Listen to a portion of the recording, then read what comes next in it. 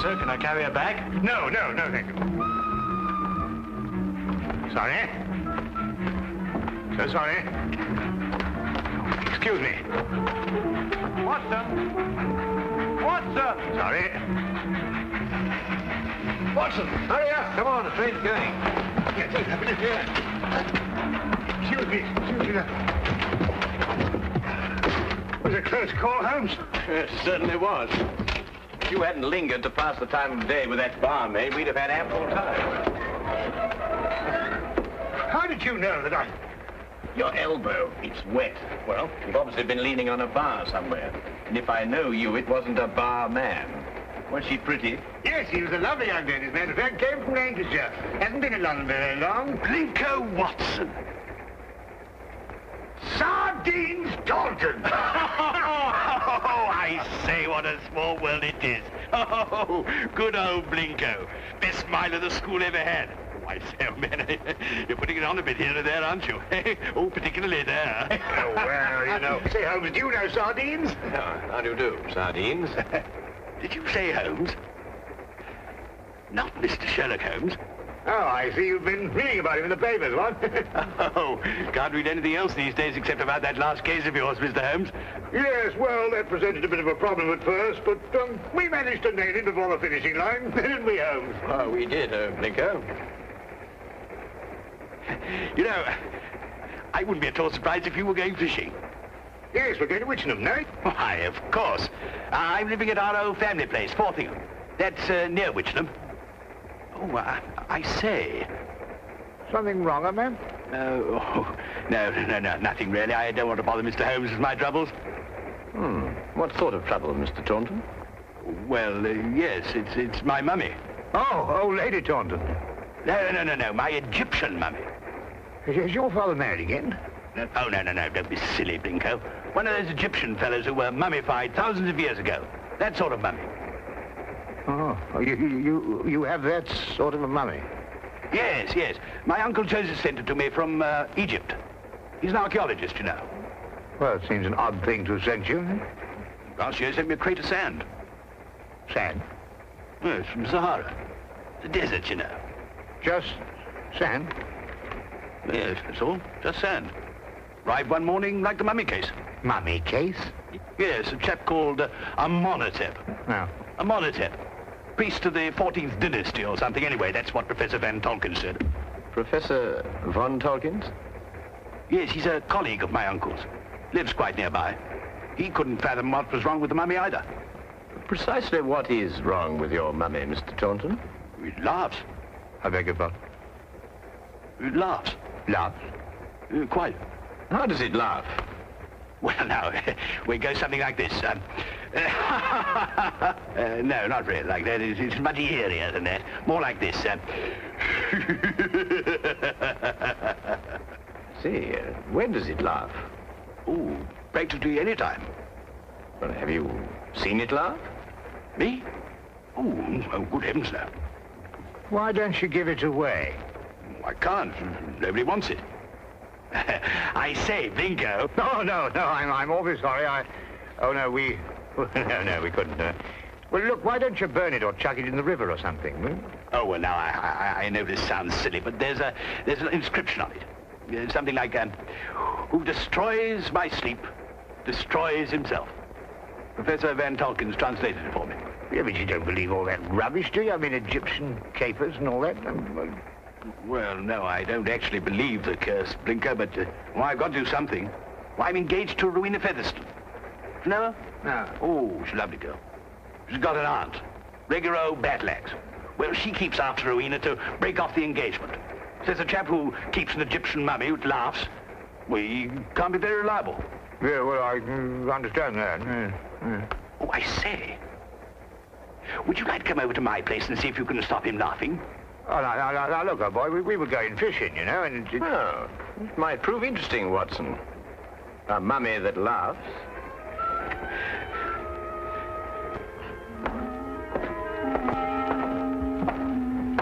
This is, Amenhotep. Well, he doesn't look as if he had much to laugh about. You wouldn't think so, would you? You wait till you hear him, Blinko. Frightening, positively frightening. 14th dynasty, I see. Yes, an exceptionally fine sarcophagus. I must say the funerary carvings of the 14th dynasty were the most beautiful ever known. Ah, yes. Amenhotep was a priest-warrior. And here's the curse. Yes. Who destroys by sleep, destroys himself. Makes you think, what? Ow. This thing's full of splinters. I'm always pricking myself on it. When did the mummy start laughing, Reggie? As soon as you received it 6 months ago? No, rather not. First, he was very well behaved. Quiet as a lamb, then he started in about a month ago. I see. I take it these are the other Egyptian trophies your uncle sent you. Yes, rather. I stick them all in this room here. I call it my Egyptian room. You know, I wouldn't like Uncle Joseph to come back and think I didn't appreciate the gifts he sent me. Pretty touchy about the things they dig up, these archaeological fellas. Yes, quite naturally. Has your uncle been in England recently? Oh, no, not since he went galloping off east as a young man. Must be at least 40 years, I think. Then you've never seen him? Oh, no. Oh, I say, that's the Sahara sand I was telling you about. Oh, yes. Does your uncle never write to you? No, never. Just sends back the things he digs up. Have you got a photo of him by any chance? Yes, this one. It was taken when he was up at Oxford. I think he must have changed by now, you know, 40 years. Ravages of time and all that. Yes. Oh, I'm sorry, Reggie. I didn't know you had visitors. Oh, no, don't go, Rowena. I want you to meet my guests. This is, Blinko, Dr. Watson, and Mr. Holmes, Mr. Sherlock Holmes. This is my fiancée, Miss Featherington. Mr. Sherlock Holmes, the detective? Yes. Yes, he's come to look into this mummy business for us. Have you found anything, Mr. Holmes? Why does it laugh? Well, perhaps he tickled himself to death. I keep pleading with Reggie to get rid of it, destroy it, anything. But he's afraid of the curse. Well, I'm the one the curse is going to work on, and you know what they are. Really, Reggie, this is the 19th century. And Aunt Agatha wants to know when we're going to eat. She's famished. Woman's always famished. Please, Reggie, she is my aunt. Well, I suppose I shall have to cook dinner myself. Cook left last night, 4th of the month. Say, Binko, you cook? Well, I... Reggie, you didn't invite Dr. Watson here to cook. I'll cook. Well, maybe I better do it myself after all. We'll both cook. Come on. How many of us are there? 5? No, 6. I've asked Professor von Tolkins to dine. I say, if you'd like a glass of sherry or a brandy or soda or something, you'll find it all in the cupboard over there. Charming girl. I say, Holmes, let's finish up this matter in short order, eh? I hear the fish round about here actually snapping. I wonder. You wonder what? You find something, Holmes? No, I wonder if Miss Featherington can cook.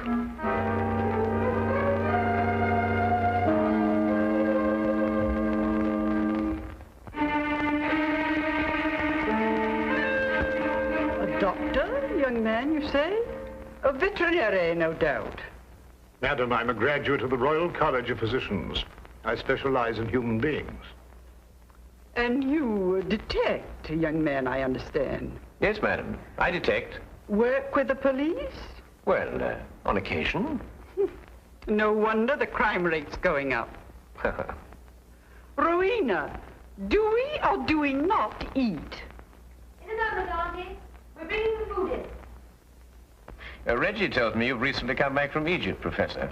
Yes, Mr. Holmes. Just a few months ago. I have retired from active participation in Egyptology.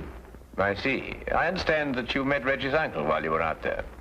Yes, Professor Taunton and I excavated for a long time together in the valley of the Lower Nile.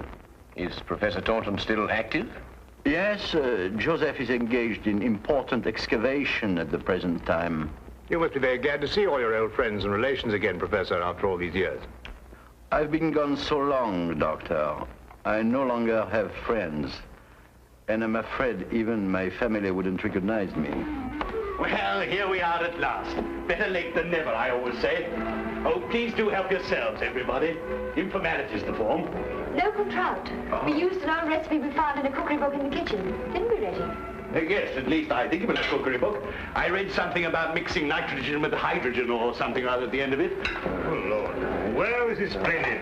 I haven't had a decent, well-cooked fish like this in years.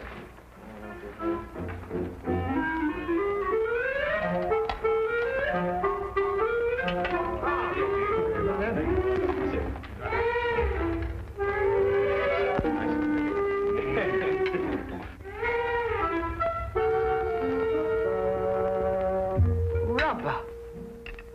Sheer, unchewable rubber. I think it's very edible. What do you think, Holmes? Quite. Who knows? A sauce might have improved it somehow. It's quite delicious, Miss Featheringstone. I believe you're accustomed to eating beetles and locusts, which I'm told are considered delicacies in your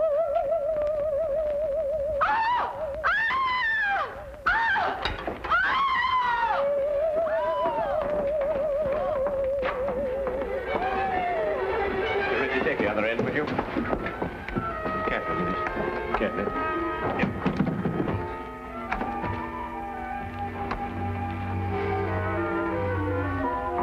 This time we heard it ourselves. Yes, Watson. This time we heard it ourselves.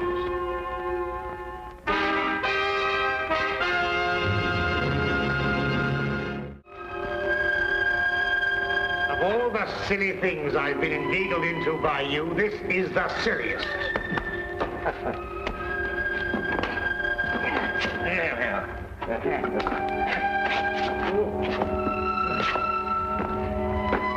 What do you expect to find up here? Something I discovered earlier this evening, Blinker. Do not address me by that ridiculous name. All right. All right, old chap. I'm all right now. But if I kill myself, I shall hold you personally responsible. Good. Well, we managed it somehow. So I had my doubts on several occasions. Now, we'll soon know now. Know what? Unless I'm mistaken, this is our laughing mummy. But this is only a weather vane, Holmes. Ah, yes, but one that laughs. Listen. Good heavens. Well, it is laughing. It would appear to be so, wouldn't it? Especially with a mummy in the house. When the wind is in a certain direction, the weather vane acts as a whistle, and the resultant sound is funneled down into the Egyptian room below. But that's marvelous, Holmes. How did you stumble onto it? Well, in dealing with the occult, Watson, it's as best to remember the natural phenomena come first. Here, give me a hand with this, would you?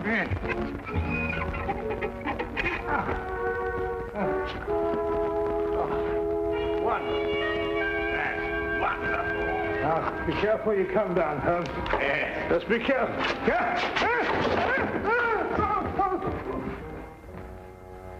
Here, Watson, would you hang on to this, please?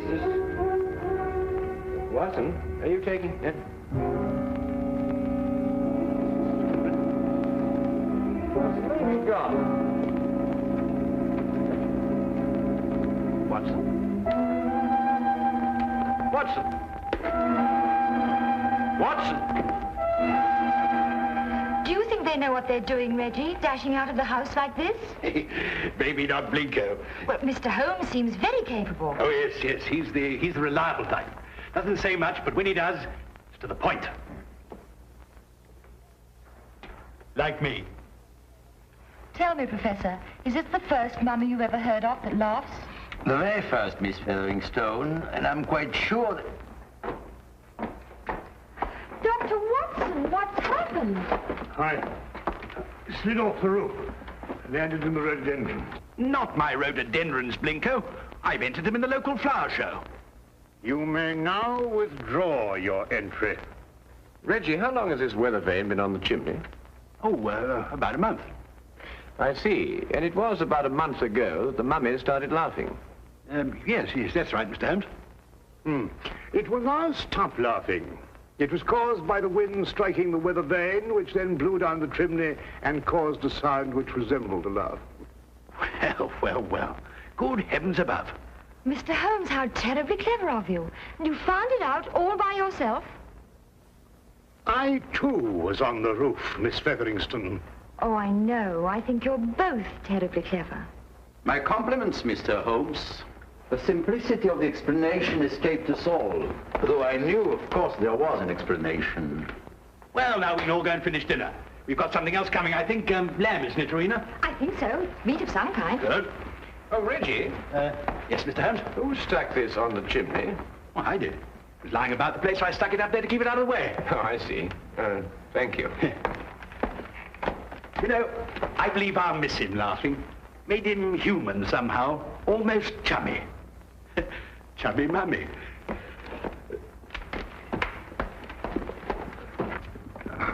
Oh, well, that's another mystery we've solved, eh, Holmes? Yes, Watson. But in solving it, we've been confronted by a far deeper mystery. And? What do you mean? You may observe the sarcophagus is of the 14th dynasty, but the mummy itself is of a much later period. Well, perhaps they had an old box lying about when the chap died. Yes, possibly. But it would have to be lying about for a very long time.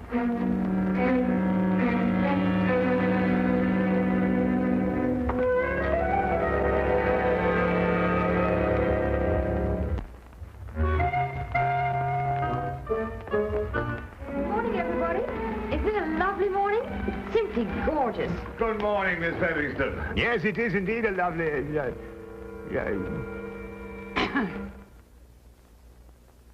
You look very refreshing, Miss Featherington. Very refreshing. And I am. No mummy laughing any longer, thanks to you, Mr. Holmes. Well, I say, what early birds we all are. Morning, everybody. Morning. Morning. God's in his heaven and all's right with the world and all that sort of thing, you know what? There's no need in invoking the name of the deity. I wasn't. I was quoting a bit of poetry or something. Shakespeare, I think it is. Tennyson, darling. Oh, really? Oh, different. Actually, Miss Featherston, I think, if I'm not mistaken, it's a quotation from Robert Browning. Ben Ezra. Pippa passes, Watson. Oh, yes, of course, Pippa passes. I knew it was something like that. Good morning. Oh, good morning, Professor. Morning. Have a cup of tea or a baked egg or kipper or something here, please? No, thank you. I just wanted to return this book. Oh, I say it's awful decent of you, thank you. Oh, Professor von Torkins. Yes, Mr. Holmes?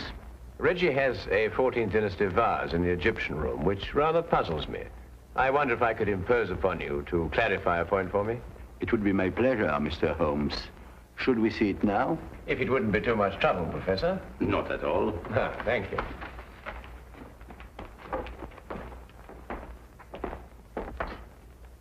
Yes, the composition of the pottery struck me as being rather later than the 14th dynasty, Professor. This is the vase I referred to. Considerably later, Mr. Holmes. The 18th dynasty, in fact. I rather thought Reggie was mistaken, as he was also mistaken about the mummy. The mummy?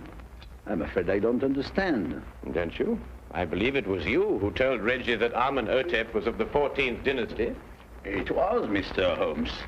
But of course, this mummy, like the vase, is of a considerably later period. Really?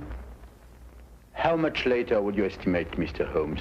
Well, I'd say, 4,000 years later.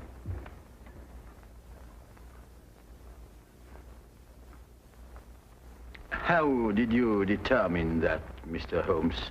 Well, the sarcophagus is obviously authentic. But the burial wrappings of the mummy itself are of a comparatively modern Egyptian weave. Expertly aged, I admit. I'd hoped the discrepancy wouldn't be noticed. Well, if it hadn't been for the coincidence of the weather vane, I should never have bothered to look at the mummy so closely. What do you propose to do, Mr. Holmes? I'm afraid, Professor, I have no alternative. Holmes, what are you talking about?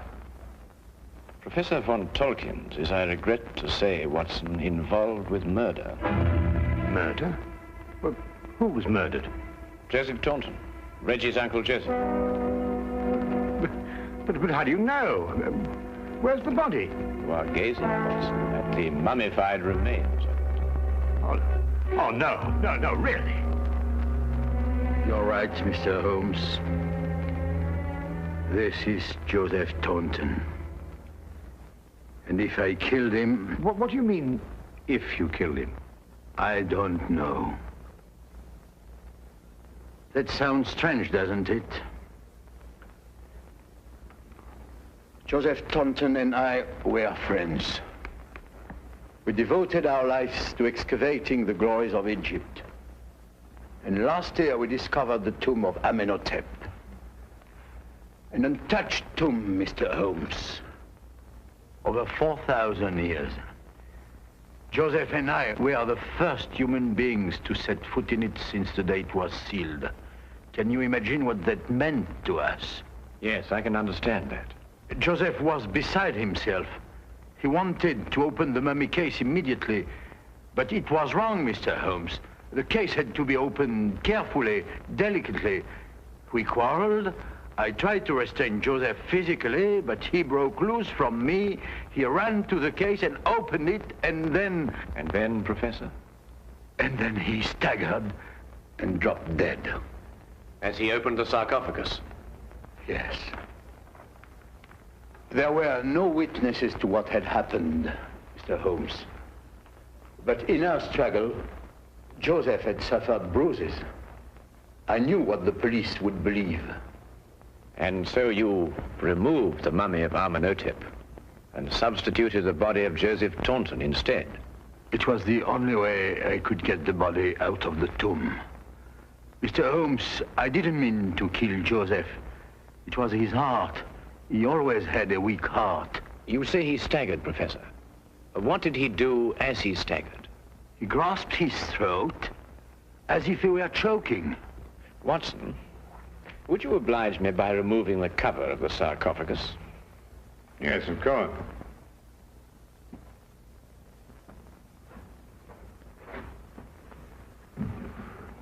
Ouch! That splinter.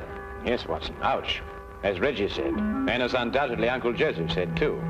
Professor, would you care to take a closer look at what Reggie called a splinter?